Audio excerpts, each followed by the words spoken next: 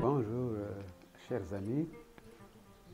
Nous revoici Patrick devant vous pour poursuivre les cours sur un nouveau système de chiffres. Rappelons que ces chiffres sont appelés CAD, CAD, en hommage au grand savant Cheikh Anta Diop. Nous sommes à notre deuxième cours. Et là, pour démontrer quelques aspects de performance de ces chiffres, nous allons procéder à des calculs simples, des opérations simples, avec des nombres assez limites, pour expliquer plus clairement ces performances. Nous commençons d'abord par une simple addition. Par exemple, ici, nous voudrions additionner le nombre 3 au nombre 5. Voilà. Donc, ça fait 8. Mais qu'est-ce qu'on constate?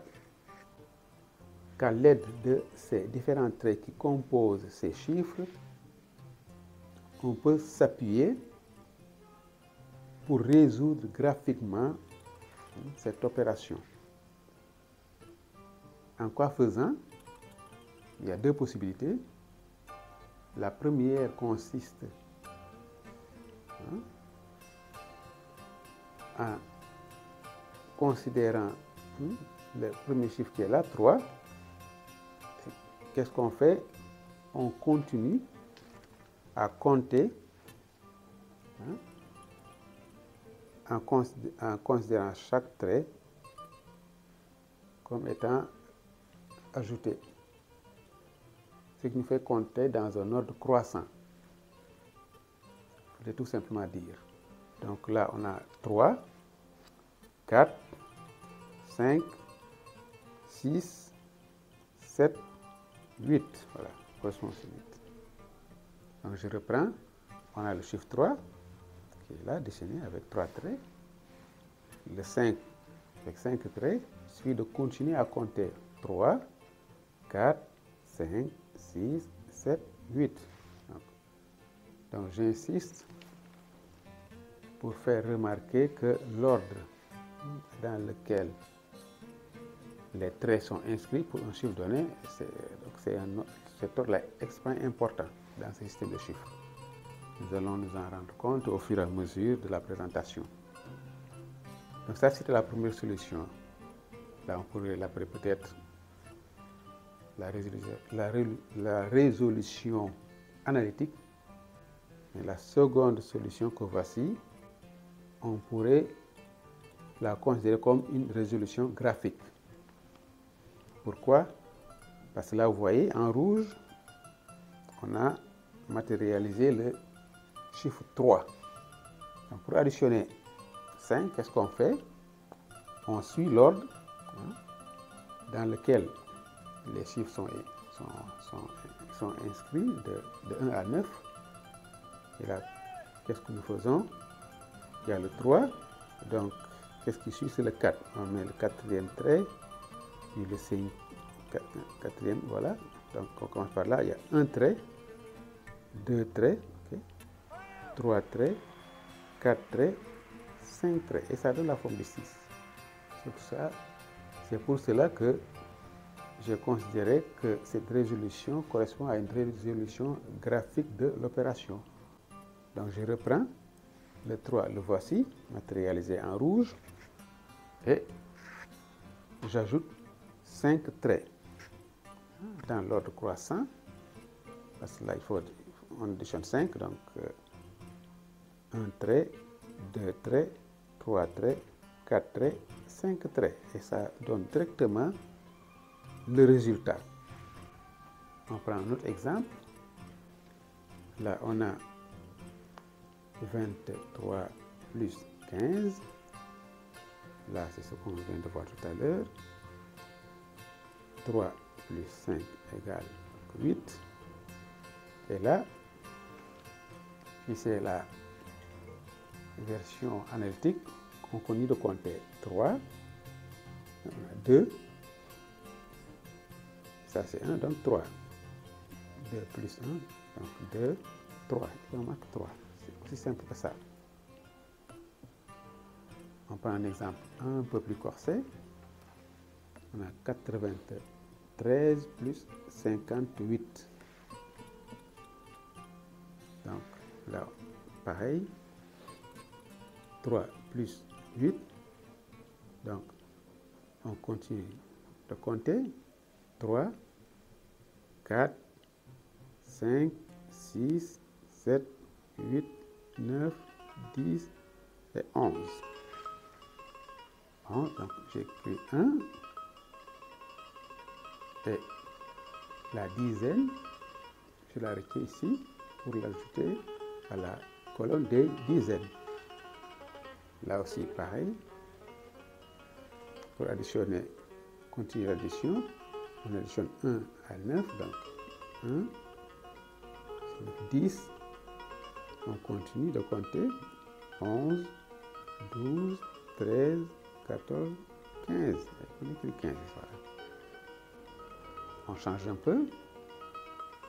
Cette fois-ci, on va procéder à une soustraction. Nous avons ici 8 moins 5. Voilà. 8 moins 5. La technique la plus simple est celle de la résolution graphique. Vous voyez ici en rouge, on a écrit le chiffre 8. Okay. Maintenant, pour obtenir le résultat, on va essayer de retirer donc 5 des 5 derniers traits dans l'écriture de ce chiffre. Donc les voici, ces 5 derniers traits. On commence par le dernier. On efface celui-là.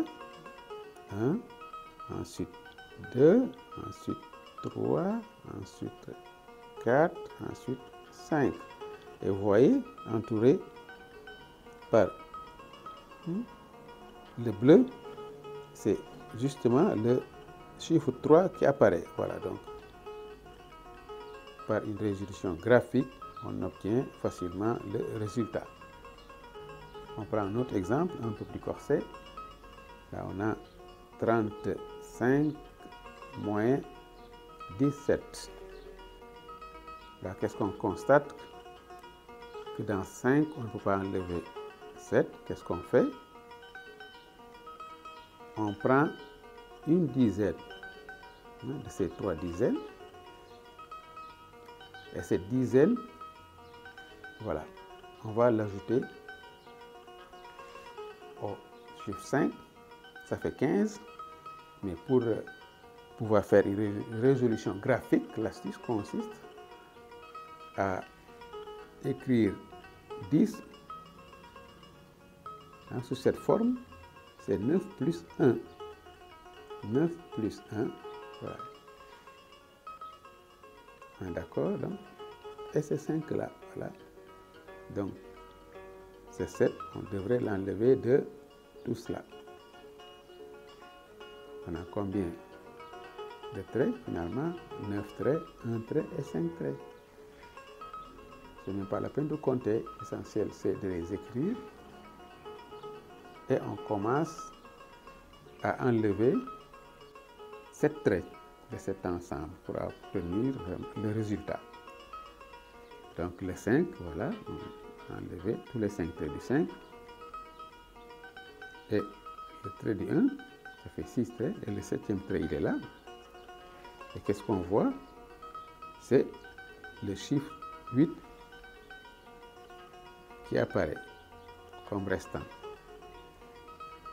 Voilà. C'est simple. C'est une résolution graphique. 5 moins 7. C'est quelque chose qu'on ne peut pas faire. Donc on prend de 3 dizaines ici, une dizaine. Il va rester que 2 dizaines. Et cette dizaine, voilà comment on va la transcrire. Voilà, ça fait 9 plus 1, c'est 10. Donc on ajoute le 5. Ça fait 15, donc on est en présence de 15 traits. Et pour obtenir le résultat, qu'est-ce qu'on fait? On va enlever 7 traits de cet ensemble. Donc on a 5 traits, 6 traits, 6 traits et 7 traits.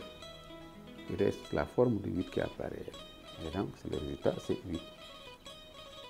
En poursuivant donc l'opération, là on avait enlevé une dizaine, il restait donc le chiffre 2 traits. Voilà, donc maintenant, pour obtenir le résultat, qu'est-ce qu'il faut faire? De ces 2 traits, il faut enlever un. Il reste un trait. Voilà le résultat. Donc 35 moins 17, ça nous donne 18. Voilà, donc c'est quelques exemples pour traduire ce qu'on disait tout à l'heure. On expliquait la performance de ces chiffres dans les calculs. Et là, c'est juste une présentation pour montrer aussi quelques autres aspects intéressants dans ce système de chiffres. Il s'agit de la parité des nombres. Vous voyez donc, qu'est-ce qui se distingue? À chaque fois que le dernier trait d'un chiffre est un trait horizontal, vous voyez, on est en présence d'un chiffre pair. Vous voyez, ça ressort davantage avec la forme simplifiée des chiffres. Voilà, là c'est le 2, là c'est le 4, là c'est le 6, et là c'est le 8. De l'autre côté,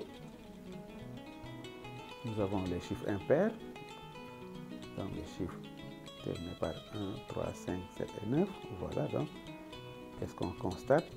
Ce qu'on retient, c'est qu'à chaque fois que le dernier chiffre, que le dernier trait du chiffre se termine par un trait oblique,